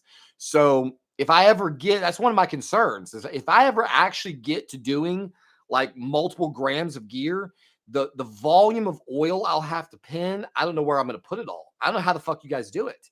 Like, I was doing the math on that cycle, and I think it was like 7 cc's of oil. Dude, or no, it was more than that. If I was going to do a gram of test, that would be 4 cc's a week right there. If I was going to do 800 milligrams of Masteron, that's another 4 cc's. So now we're up to 8. 800 milligrams of Primos, another 4. So now we're up to 12 cc's of oil. Like, how the fuck can your body even tolerate that? I don't know what to do. So, Mason, to answer your question, generally speaking, I keep my injections to no more than 1 milliliter, 1 cc of oil per site. I pin pecs at half a cc. I pin delts. I pin my lats right here. I pin my lats right there. I do hit quads sometimes, very rarely, although I did today. They always end up sore if I hit quads, so I don't really like it. I pinned my bicep one time. Holy shit. I have a video somewhere on my channel. I pinned, I think, this bicep with pharma grade TRT test sip. My shit was all fucked up. It was red and inflamed. The injection went into that bicep, buttery smooth. Felt great when I pinned it. I thought, oh my God, I've got a new site. This is going to be amazing. I suffered for a week and a half after that injection. I'll never do it again. I'm going on the pin. Just had a hard time sourcing, but I believe I'm golden with y'all now. Yeah, you're going to be good to go, Gerald. Being on Tren and being hangry though, watch out. Yes, Nasser's games is 100% correct. Tren hangry is one of the scariest things you can go through. It will make you a psycho. Dan the bodybuilder in Thailand got a podcast, the Stereo podcast. I think you would love it. No BS, high dosages talk plus hard work. Okay, I'll try to check that out. I've never actually listened to a podcast. My wife does, though. I'm sure she can help me out with that. Tell us about your craziest roid rage experience. Craziest roid rage experience. One of your first ones was at the gym with that kid. I guess there's a couple I can tell you about. One of my first roid rage experiences, I was on like 300. It was like the first time I ran 300 milligrams of Tren E, and my wife and I were working out at LA Fitness, and I usually lift with Sony XM4 noise canceling headphones on, and so I can't hear shit. Like I just only hear my music. Well, there was these 2 kids that were working out next to me. They were probably like 18. They were young. And I say they were working out next to me. They were on the bench next to me, and they were bumping their fucking stupid gums, and they weren't really actually working out. And their whole presence was just annoying the fuck out of me for no good reason. They don't misunderstand. They were doing nothing wrong other than just being in my presence when I was on 300 milligrams of Tren, and I was just fucking agitated to the max. And so my wife was asking me a question, and it forced me to take my headphones off. And when I took my headphones off, I had to walk past them to go listen to what she was telling me. And I don't even remember what they said, but they were just like, like sitting around, like talking like 18-year-old kids and joking about shit, not lifting. And when I passed by them, I said, why don't y'all take that fucking bullshit somewhere else? And I thought that was gonna be the end of it. Like I was nowhere near as big as I am now. I was like 180 at the time, but I look pretty fucking jacked. And uh, this one kid, he's kind of an Asian kid. I didn't know who it was. It was a white kid and an Asian kid. And all of a sudden I hear, fuck you. What? I fucking snapped and spun around, and I'm in this white kid's face. And I mean, I am completely melting down on this kid. I'm not even going to repeat all the shit that I said for obvious reasons, but I came completely unhinged. And this kid is just like, he goes, I didn't say it. I'm like, who did? And he's like, it was him.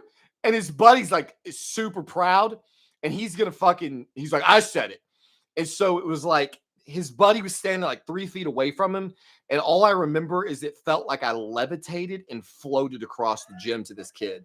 Like I don't even remember feeling my feet touch the ground. It was like teleportation. And next thing you know, I am in this kid's face and I am completely melting the fuck down. Our noses are almost touching. And I'm not repeating all the shit that I said, but the kid's like trying to, like he's trying to be tough. And he goes, what are you going to do? Kiss me? And right then I kind of leaned like I was going to flash. And I said something like, fuck you, bitch, whatever. And I go to walk away. And when I turned to walk away, I can't remember what he said. There was fuck and something else involved in it. I don't remember to this day what he said, but I absolutely snapped. And when I snapped, I turned around and threw his ass over the bench. Like I shoved him and he went over the fucking bench and he's laying on the ground, hanging like his feet up on the bench. And I go running around there and as I come around the bench, I'm lifting up like this. And I look down and he's got a dumbbell in his hand and he's going to try to hit me with the dumbbell. So we're about to throw down and my wife comes flying out of nowhere screaming like a fucking, stop it. She grabs me, I guess, or I don't know. That kid. Oh, I was like, what the fuck are you doing? He's going to kill you. Get over here. They can't see you. I was like, what the fuck are you doing? He's going to kill you. I grabbed that kid. I'm like, go away. Like, stop. And the next day when I saw that kid in the gym, because I thought they were never coming back, the next day I was like, he's just, and they're like not looking at us. Remember that? Yeah. So she's screaming at this kid to shut his mouth. He's trying, I can respect him. Like he stood up to me he stood up. Like he didn't want to fight. Cause I asked him, I kept saying, like, let's go. Cause now the whole gym is watching. I mean, I have screamed every obscenity. I have done everything I can do to get this guy to give me an excuse. And I'm begging and pleading for him to go outside. And he's not budging, but he's kind of being mouthy.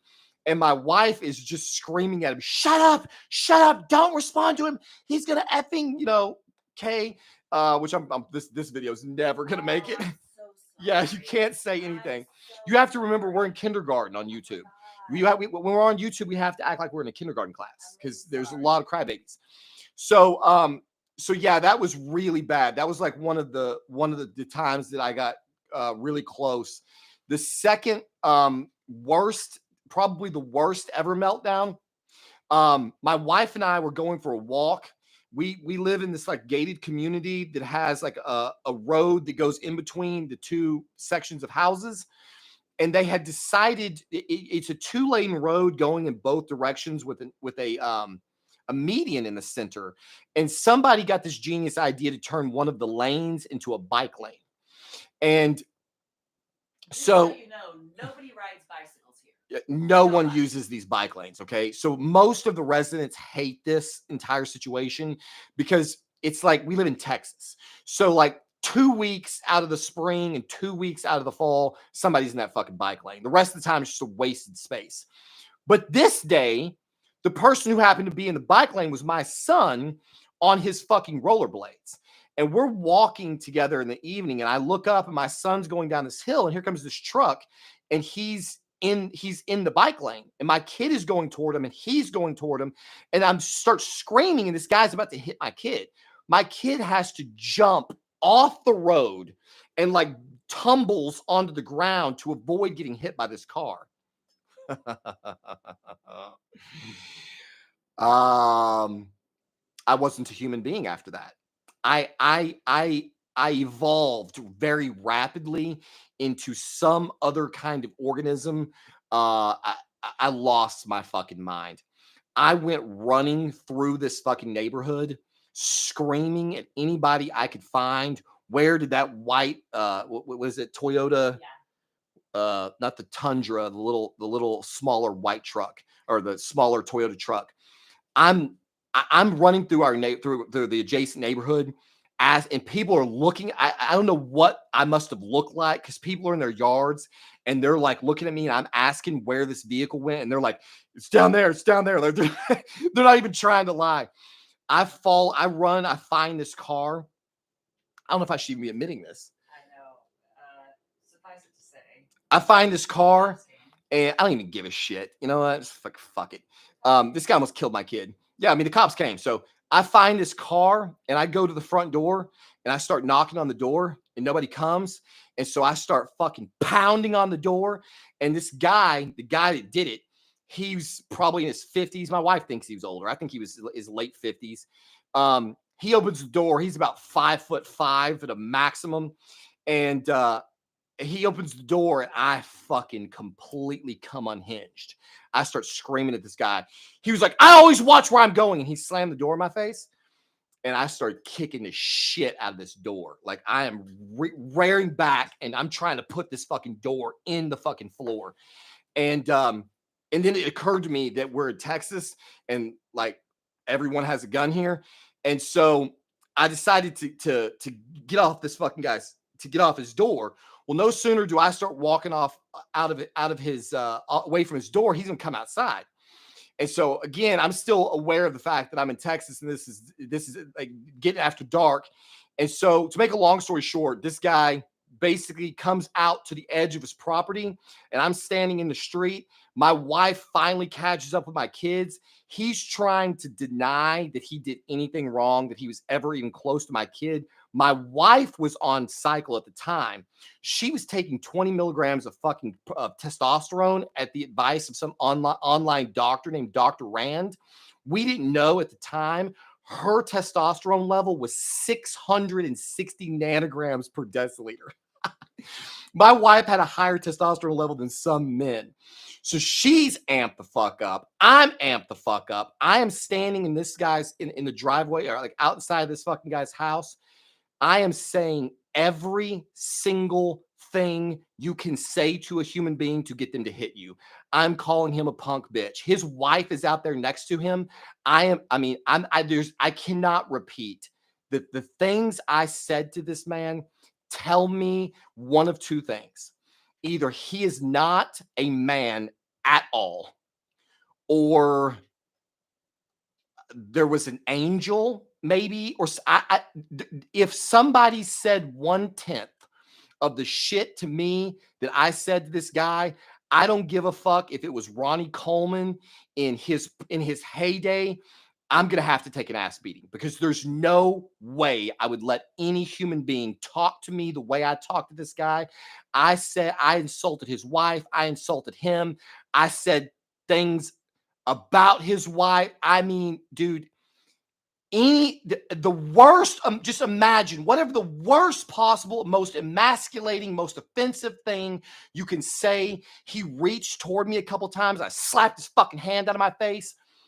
I mean, it was, I was just begging this guy to give me a fucking reason. And he absolutely would not step into the street. He would not put his fucking hands on me. I would probably be in prison right now, because at one point, when he started denying what was going on, she lost her shit and came flying across the street after him. I had to grab her by the waist, pick her up, and put her back down, because she was completely unhinged.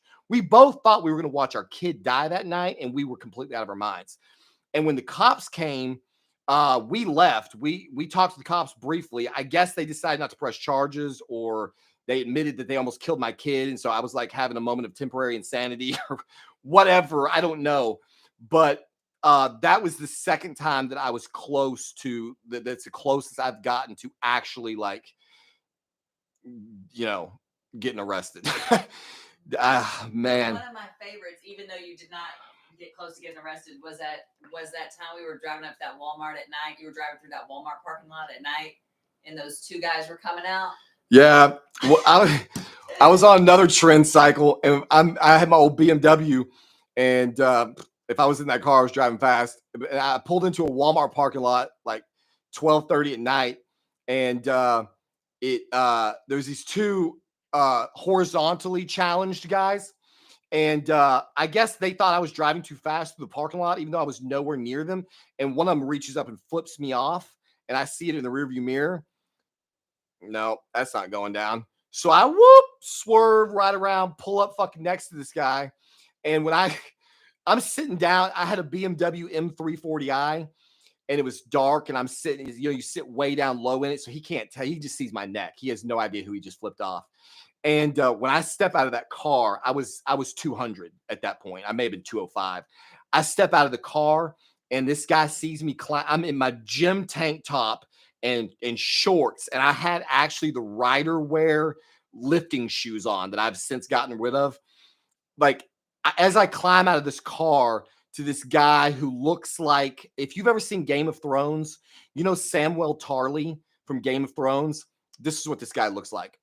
I climb out of the car, and the guy takes one look at me. He goes, "Oh, you got to be kidding me." I mean, again, boom, I'm in this fucking guy's face, basically completely coming unglued, spitting all over him. He is just standing there stiff as a fucking board. I'm, again, just looking for any excuse, trying to punk the shit out of this guy, trying to get him to touch me, tap me, breathe on me the wrong way. And then I look over, and his buddy that's with him, rather than getting his back, I look over, and his buddy is standing there with his cell phone, recording the whole thing. He's not even going to help this dude. He's just going to sit there and record me getting ready to beat his friend's ass to a pulp.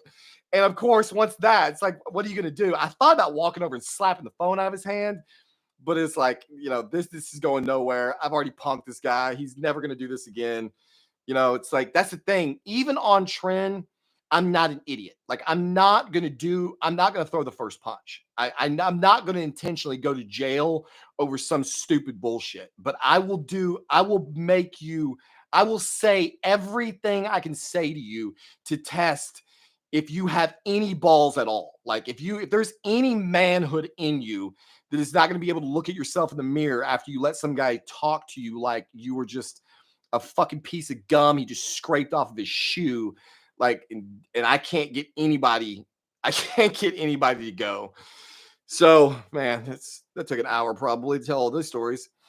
There's so many of them. Yeah, there's a lot of Tren rage stories. That's a couple of them. Trinity is looking like PF number one in me now.